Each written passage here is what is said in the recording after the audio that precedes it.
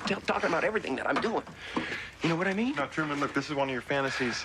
Did you get the phone? And start getting real. The real world. Jack, this is all a mistake. Please, Jack. Take that mask off. We don't need pessimism. There are no limits. Conoces la mecánica. Al primer habitante que menciones, recibirá 2 puntos en contra. Al segundo. April the 4th, 1984. I have seen the face of God. You just might be right, Mr. Beale.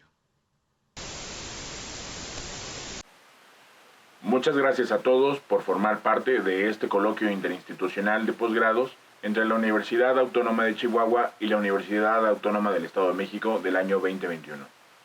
Mi nombre es Pedro Alba Rodríguez y soy estudiante del primer semestre de la maestría en Estudios Visuales de la Universidad Autónoma del Estado de México.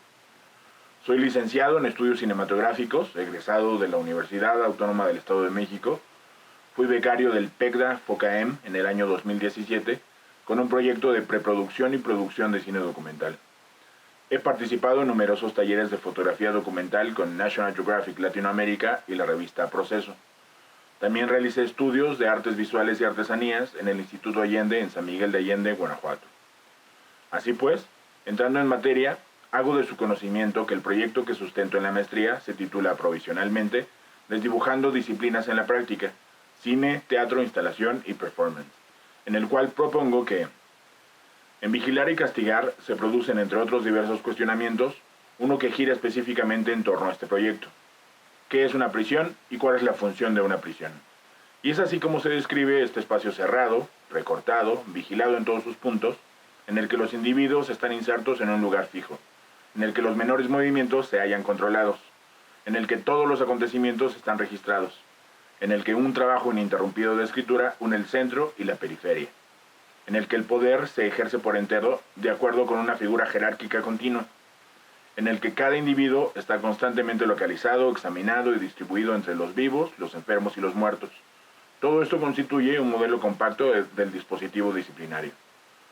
Foucault toma como referencia el texto Le Panopticon de Jeremy Bentham al vincular la construcción arquitectónica de un panóptico como una prisión modelo, en la que los habitantes llamados prisioneros son vistos a cada instante sin ver ellos mismos, y son vistos por los vigilantes sin ser ellos mismos vistos.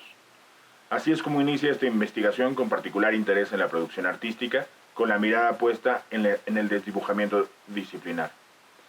Así pues, se pretende crear una suerte de prototipo de un artefacto arquitectónico o una escultura de luz, como diría Foucault, el cual delimita el espacio, y dentro de este suceden acciones e impulsos animados, no como un espectáculo abocado al ver y ser visto, en el que únicamente se piensa desde una pluralidad de dimensiones y estratos de la percepción humana, es decir, no se reduce a lo visual, sino que implica también la participación de otros sentidos. Bien lo habría dicho Rancière, nos hace falta pues otro teatro, un teatro sin espectadores, no un teatro ante asientos vacíos, sino un teatro en el que la relación óptica pasiva, implicada por la palabra misma, está sometida a otra relación. El teatro es el lugar en el que una acción es llevada a su realización por unos cuerpos en movimiento frente a otros cuerpos vivientes que deben ser movilizados, los cuales pueden haber renunciado a su poder, siendo este reactivado en el modelo colectivo de movimiento. No aquel carnavalesco o lúdico en su origen, sino aquel que se constituye como una masa vinculante entre ella y con el espectador, constituida por las formas no verbales, tales como los gestos o la expresión de la cara, además de ser susceptible de un nosotros, de la acción común, o como menciona Byung-Chul Han en El Enjambre, una masa decidida a la acción común engendra poder. Las acciones realizadas dentro de este espacio delimitado por el artefacto arquitectónico, llamémosle PAA por sus siglas, prototipo de artefacto arquitectónico, son registradas con 2 dispositivos digitales, una cámara y un micrófono que capturan imagen y audio en 360 grados, haciendo alusión a un vigilante omnipresente, planteando temas habituales sobre vigilancia, control y el gran hermano. Es decir, la obra del proyecto consiste en la presentación de una experiencia colectivo-afectiva en la que un ojo y un oído que todo lo ve y que todo lo escucha encuadra la oposición entre la cultura de la mirada y el todo ver que propone Bachmann. registrando absolutamente todo lo que sucede dentro de este escenario sin butacas. En analogía, encuentro relación con los juguetes ópticos del siglo XVIII en la historia del precine, y cómo estos aparatos se encargarían de crear la ilusión de movimiento a partir de imágenes fijas, así como las aportaciones performáticas de Maya Deren y el abordaje en su recorrido por el cine, mismo que buscaba absolver la dimensión personal y refutar la caracterización, esto para no crear personajes convencionales propios de una narrativa del lenguaje cinematográfico ficcional, sino situaciones y acontecimientos que articulan, a través de la corporalidad subjetiva, cómo es que el cuerpo encarna y estructura el paso del tiempo. El coreocinema, presentado por Deren, es una técnica de representación que funciona como instrumento de expresión colectiva, más allá de la voluntad personal del individuo. En Volverse Público se habla de la diferencia entre una exhibición de arte en la que el visitante pasa por alto, necesariamente, la totalidad del espacio de exhibición, incluyendo su propia posición dentro de este, y por el contrario, en el caso de una instalación artística, construye una comunidad de espectadores precisamente debido al carácter holístico y unificado del espacio de instalación. En este caso, y como lo menciona Groys, el verdadero visitante de la instalación de arte como tal solo puede percibirse por una masa de visitantes, una multitud, si se quiere. Una multitud volviéndose parte de la exhibición para cada visitante individual y viceversa. Los miembros de estas comunidades transitorias no se conocen, su estructura es accidental, sigue siendo poco claro de dónde viene y a dónde va. Por su parte, Keith Steiff, en El Teatro de la Muerte, menciona que, y abro cita, no es la primera vez que algún artista se interroga sobre la significación del espacio escénico y su relación con el espectador.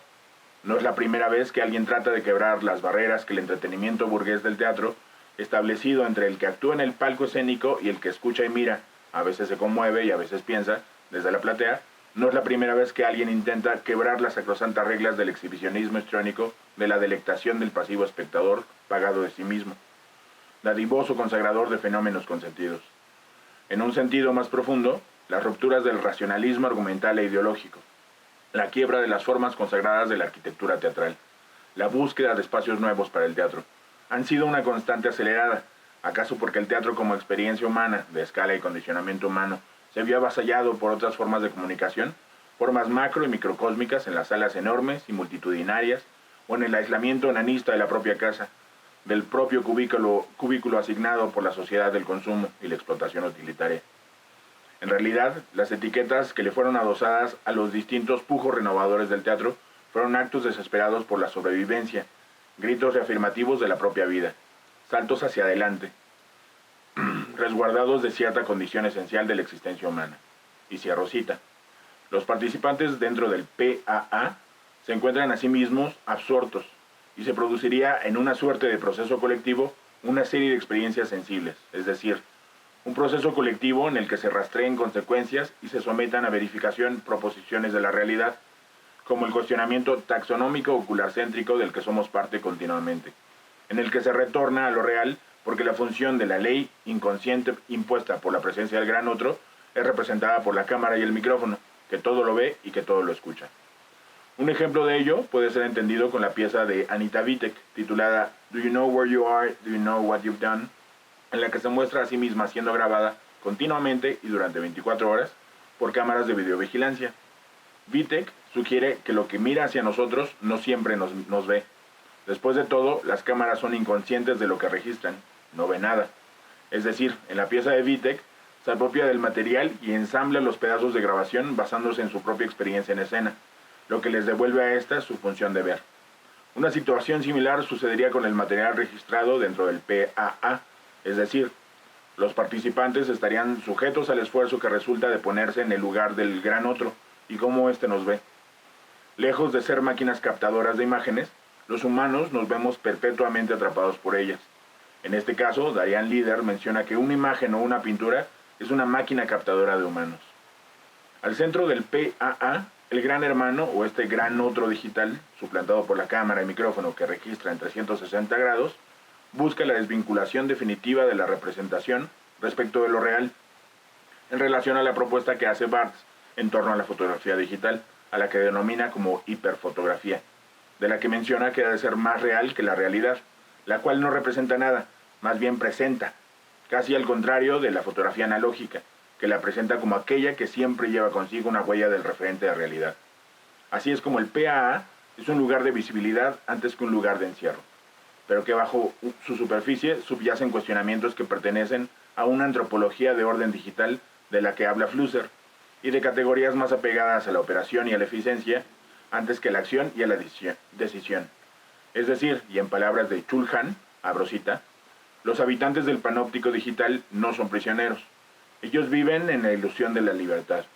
Alimentan al panóptico con informaciones en cuanto se exponen e iluminan voluntariamente.